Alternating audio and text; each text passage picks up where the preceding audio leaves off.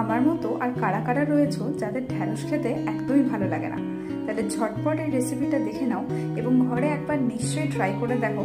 দেখবে ঢ্যাঁড়সের তরকারি একটা আলাদাই রূপ পেয়ে যাবে এবং বারবার এই তরকারিটা করে খেতে ইচ্ছে করবে।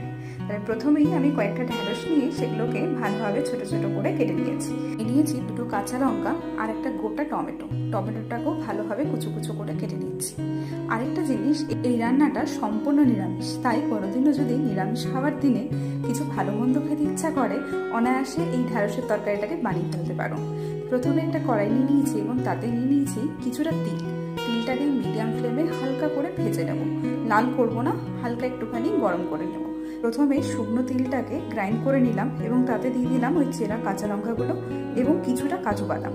হালকা থিক পেস্ট এটা বানিয়ে নেব এবং এই মশলাটা রেডি।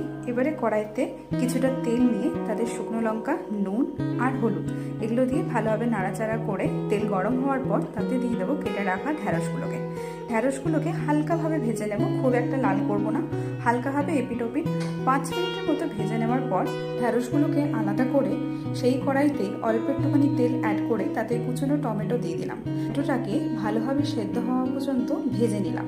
ভাজা হয়ে যাওয়ার পর তাতে দিয়ে দিলাম তৈরি করা পেস্টটা। পরে মিক্সচারগুলো একটুখানি সামান্য জল ঢেলে বাকিটা ধুয়ে সেটাও আমি এখানে দিয়ে দিচ্ছি। এরপর এই পুরো মশলাটাকে ভালোভাবে একদম কষে নিতে হবে। এইভাবে ভালো করে মশলা কষানোর পরে দেখবে তিল থেকে কিছুটা তেল ছাড়ছে। এই সময়ে ভেজে রাখা ঢ্যাঁড়সগুলোকে আমি এর মধ্যে দিয়ে দিচ্ছি এবং সেই ঢ্যাঁড়সগুলোর সাথে মশলাটা ভালোভাবে মাখিয়ে নেওয়ার পর তাতে দিয়ে দিচ্ছি মিডিয়াম সাইজের 1 গ্লাসের মতো জল। তারপর কিছুটা নাড়াচাড়া করে তাতে দিয়ে দিচ্ছি স্বাদ মতো নুন এবং একটু শুকনো লঙ্কা গুঁড়ো।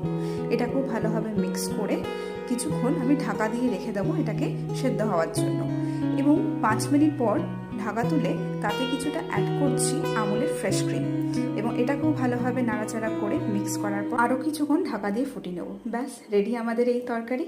তোমাদের কেমন লাগলো অবশ্যই কমেন্টে জানিও এবং ভালো লাগলে লাইক এবং সাবস্ক্রাইব করে দিও। ধন্যবাদ।